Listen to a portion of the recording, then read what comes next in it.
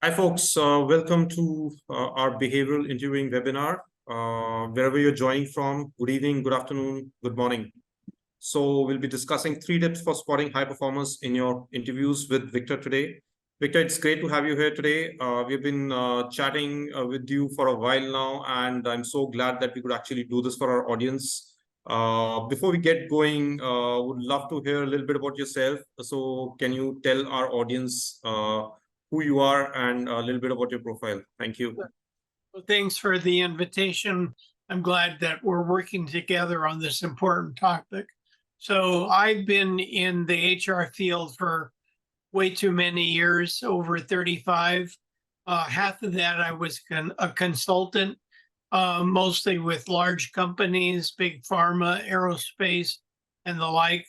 And then the other half, another 20 years as chief HR officer for 3 tech companies. And so I've had the opportunity to interview almost 10,000 candidates. So I have a lot of experience in this. I've also trained about 1,100 hiring managers in behavioral interviewing, and I'm a certified master trainer. But tell us a bit about your background and Risley, Ashish.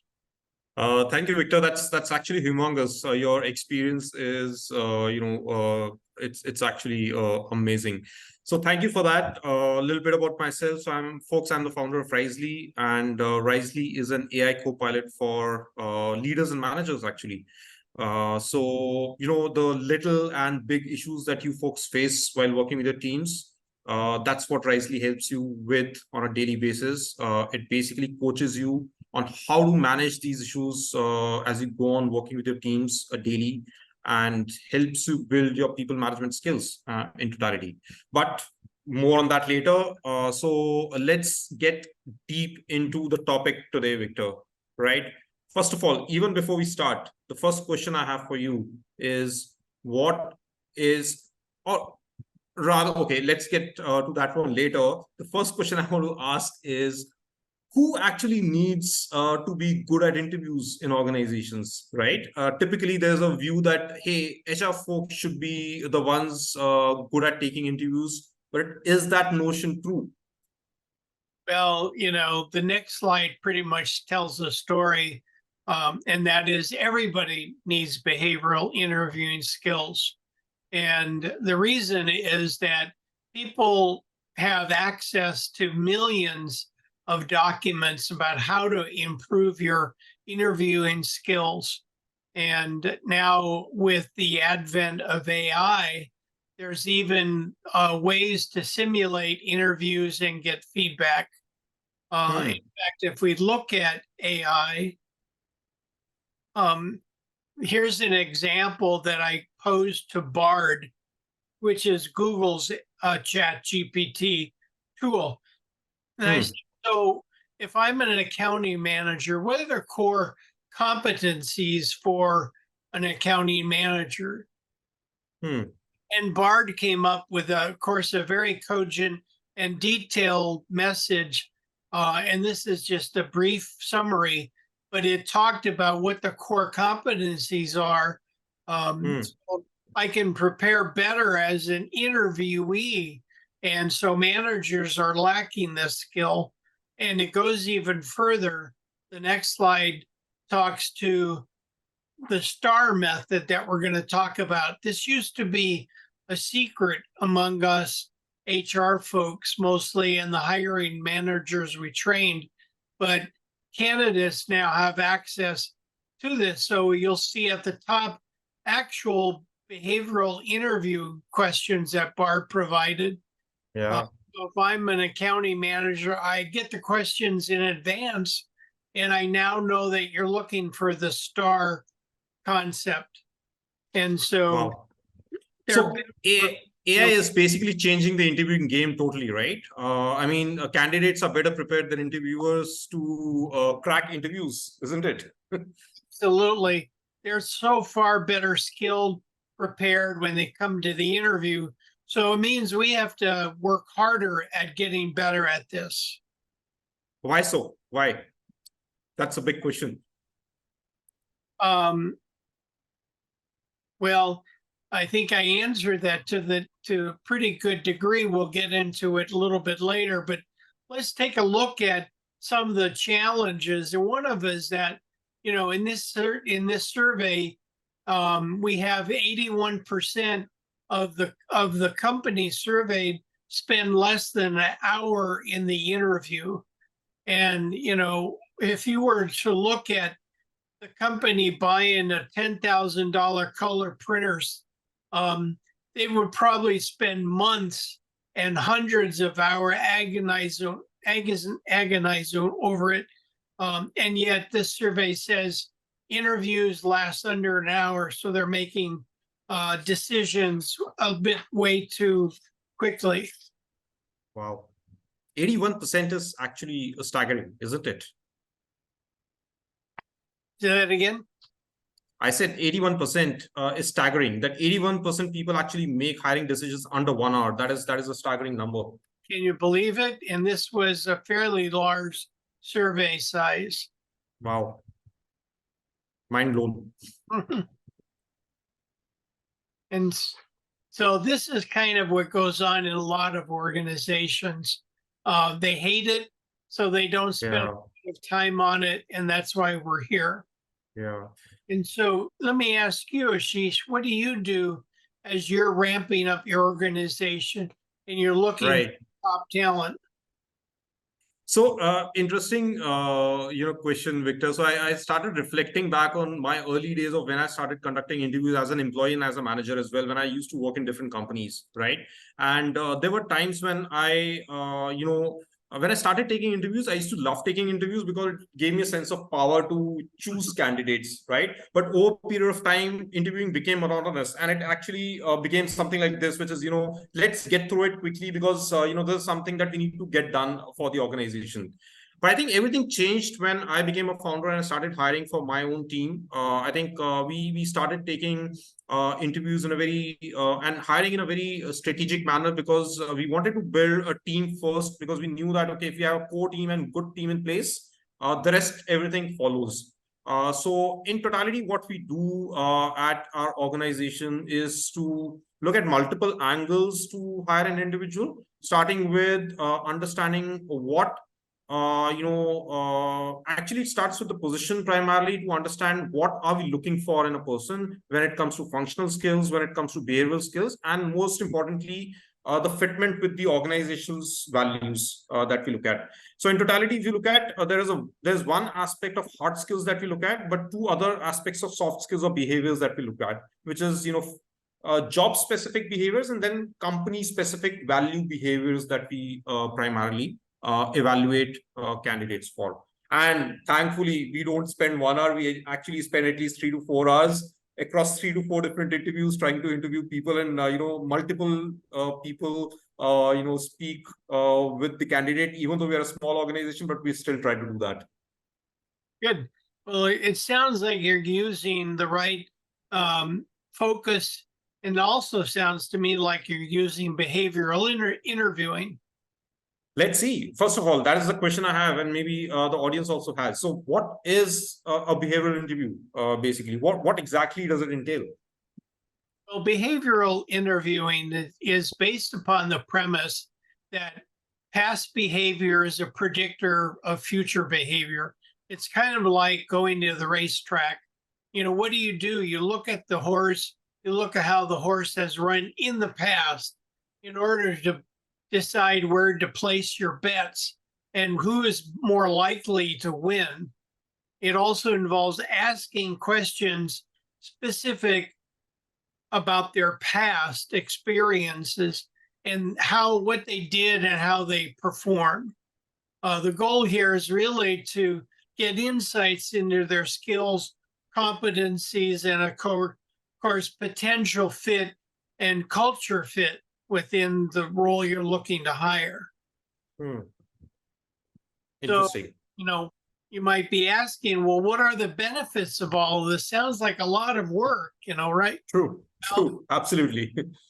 It goes beyond the yes or no, should we hire or not hire? It provides a more accurate assessment of the candidates, which allows you a better opportunity to align their performance with your strategy.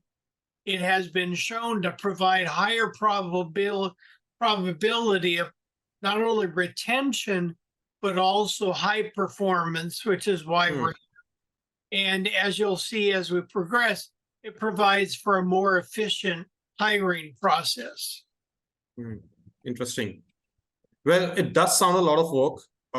And maybe my next question is, are there any simpler tips that can make it easy, or is there a method to the entire madness to conducting behavioral interviewing? Well, we have 3 tips about that. And so the first tip is to develop a structured process for competency identification. And I heard you talk about this as you go about it in your company. It's really about defining what it is you're looking for. And like on the next slide, it's not about picking competencies from a list, which is very easy to do. Well, I'll just cherry pick 1 or 2 or 3 or 4. Right. But as the next slide shows you, it's a structured process. And yes, it does take time, but the benefits far outweigh the investment of time and research and money. So what do you do? Well, you take a look what's out there. You might even use BARD, as we saw before, to start with the basic competency model. But the big key is convening what I call a subject matter expert panel. And then who knows about high performance in this job? So let me ask you, Ashish, who do you call on to provide that insight in your company? Good question. So I think it depends on the position that we're hiring, Victor. So sometimes I look upon my own experience for the roles, at least that I have played in different organizations, because I've gone through those roles. So I know what it takes to be a high performer in those roles. For some of the roles that I've not traditionally done, I try to look at my mentors and my peer network of folks who have done similar roles, and I look for their help in first of all crafting a JD, and then identifying how do we assess performance for these people or candidates when we are trying to hire them. So that's the process that I typically go through. Good. So certainly the managers of that particular function have insights. And HR may have insights, of course. Right. With the goal that we want to all agree on, well, what does high performance look like for this job? And then once you know that, you can then determine the skills, abilities, and competencies required for hiring high performers. Right. It sounds like a lot of work, Victor. Oh, we'll make it simple for you. So for our attendees, so the idea of competencies is it's a spectrum. It's not just 2 points on a chart. There's kind of the entry level, the novice level that you might be looking for, but there are finer points in between that lead to high performance. And we talk about this when we do the deep dive into the program, training hiring managers how to make those decisions and where they are for this job on the continuum. Interesting.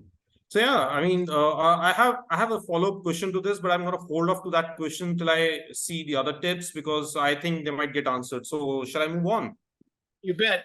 So tip number 2, develop a list of behavioral interview questions that are linked back to the competencies you've identified.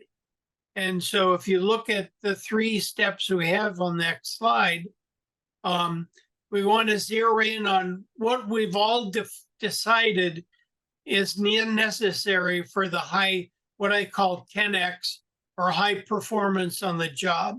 So we all are in agreement. And then the other is to focus on what the candidates done in the past not what they think they might do. This is where we, in our deep dive, we talk about, staying away from hypotheticals. It's very easy to say, what would you do in this, which is less important than what they've always done. And remember, what's important to the job and the organization. Right. So you had a question you want to pose? Not yet. I will do that later. All right. So here's some sample interview questions, and you'll see that it's focused on their past behavior.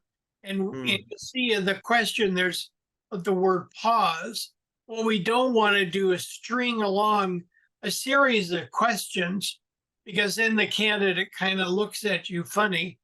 I used to have a manager who would ask this question, say, so imagine you're a candidate and the hiring manager says, so Ashish, I'd like you to give me a verbal resume of yourself.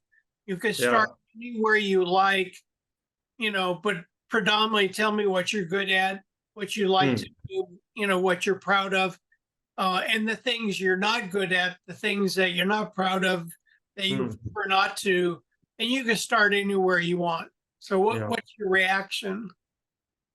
Well, see, for me, everything is, input controls the output. If the input is garbage, the output is going to be garbage, right? And if the input is going to be open-ended, ambiguous question, the answer is going to be open-ended, ambiguous answer. And I think for me, these kind of questions are very open-ended, ambiguous questions, which don't lead to a lot of, good discussions primarily. Exactly. We call this kind of, verbal garbage, like you said, garbage in, garbage out. Correct. All you get is noise, and it could go on forever because you've given the candidate permission to do that. And then and you wasted 10 minutes. You wasted 10 minutes of a precious, let's say 40-minute interview. Go ahead. Say that again. I said you have wasted 10 minutes of a precious 40-minute interview as well. Absolutely. It's just a waste of time. The chance of you getting information that's valuable in making an assessment is rare. Right. So then what we do is we put together a focus. We call this a filter. So we want higher stars, so you measure stars. And star model, as we saw, even Bard provided candidates with it. What's the situation or task that they done? And so when they start talking about, well, what I would do, when we do the deep dive, we talk about techniques to control the interview. You want to tell candidates, well, tell me what you did specifically. Past, what action you took, and what results you've achieved. And often candidates can prepare for the first two, but they haven't really thought about results. The other is that if they're really prepared, they might have one or two examples. So the real key is to ask for that third example and see what they have to say. Interesting. So what we do is we put together a structured interview, and this isn't the way they look like, but this is kind of the content. And I even like to provide the competency definition and the key actions that are driving this particular competency. And then maybe 2 or 3 interview questions for them to ask, because sometimes they don't always come out properly. And then we have follow-up questions. So all of this can easily fit on one page. And then ultimately we come back with a rating. How did this candidate perform? Got it. Out of everything that, on this slide, what stands out for me most is, this for situation and task, we have a follow-up question, which is, what did you do first and what did you do second, right? It is basically probing in a very structured manner and making the candidate think and give you a very pointed answer in terms of, what was the thought process at that particular point of time. They can't make that up on the fly when they're in that interview, right? Right. Or if they do, you can really tell. You can actually catch it. Yeah. That's true. Correct. Interesting. So did we have a couple of questions from the audience that came through? There is a question, but I think I want to cover tip number 3 before we go to that. Okay. So you saw the selection coverage grid, and what we're talking about, here is to help develop confidence and objectivity. And so if we look at the grid itself, these are, you'll see there are more check marks on the more critical competencies. Right. Problem solving might be, and technical or proficiency might be better left to a panel or for the actual supervisor. But this way, everybody knows what everybody's asking, and there are interview guides. One is screening, one is maybe an HR. HR does screening, line manager does number 2, and supervisor might do interview number 1, and then panels are a whole other bird. And we talk about this in the course about how to have panel interviews that actually succeed and don't overwhelm candidates. Right. Interesting. Okay. So I think these are the 3 tips, right, Victor? Yeah. So we have some research on, how many questions are enough. So Google, leave it to Google. Google, they have all the money and resources. They actually did a study that looked at data collection. And that's the other distinction I wanted to make. The interview is data collection, not decision-making. Decision-making comes later. But Google found that after 4 interviews, you could predict their new hires' performance with 86% confidence. So you see the curve flattens out. So whether you do 5 up to 20, you're not going to get that much more information. Yeah, law of diminishing results, right? So it kicks in. All right. So we have a question from the audience, Victor. I have a question from Karen, and she wants to know, when you're new to an organization, how do you convince the leadership to actually put in structured behavioral interviews in place? Well, isn't that probably the best question ever? $1 million question. How do you sell this to the CEO as you reacted before? It's a lot of work. We're spending a lot of time and money. But one of the issues is the cost of failure on the job. And we have seen various studies that say between 5 and 20 times salary is the cost of a bad hire. And so if your CEO is very numbers oriented, which often they often are, that would get their attention. We could create an ROI model that they would love. And it's really, if our salary is 100 grand and takes 10 times that, that's $1 million. And if you have 100 employees and you have 20% turnover, I mean, now you're talking about $20 million. Well, that'll get their attention. These are big numbers. Very much so. And the investment pales in comparison to the return. Correct.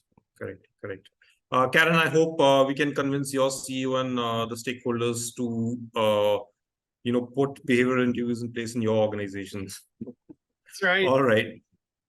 All right, Victor, I have another question in my mind. This has been there since we started discussing about this particular topics, and I thought I'll reserve my question when we do the webinar, right? So behavioral interviews are always about focusing on the past, which is, what has the person done? There's another school of thought, there's another philosophy that past performance is not an indicator of future performance, which is people always upskill, people always do better than what they have done in the past, right? So what do you have to say about that? I mean, does it counter it, or does it not show you the full potential that the person can achieve? Because there are sometimes limitations in organizations as well that don't allow them to fulfill their potential fully. Sure. Well, the skilled interviewer come back with questions that will um, validate whether that's true or not. You can look for more recent examples. You can talk about, well, has anything changed in your job that you've had to adapt to? So we want to look at their ability. Has the environment changed? Has job changed? So yeah, there's some challenges that this model has had, but we were confident that the return on investment is high enough to justify this, and the contrarians, so to speak, sort of fall by the wayside when you really dig deep into implementation. Sometimes think about it's not a panacea, because there are some things that can affect it, but good interviewers, trained interviewers can adapt to that. Yeah, yeah. I think when I look at behavioral interviewing, for me, it is not about the actions or the results that the person was able to achieve in the past. It's more about how they behaved in that situation, how they acted in that situation, and how they conducted themselves in that situation. And is that same behavior I'm looking for in my current job or not? Basically, isn't it in a way? Sure. Well, I think I would agree with that, but I would have to disagree that results aren't important. Okay. Understanding how they came about to those results is, I think, Right. thing. Absolutely. Correct. Right. Good point. Interesting. All right. So I think we are coming towards an end of the questions and our content, folks. Thank you so much. Do give us feedback. There's a very short feedback form for you to fill up. But it's still not over. We still have 5 minutes left. And Victor, I want to talk about a very important point, right? And that important point is that in the age of AI, like we saw, even the interviewees can prepare using AI. Even the interviewers can prepare the entire STAR method, like you said, competencies, interview questions, etc., using Bard. Then where is the differentiator?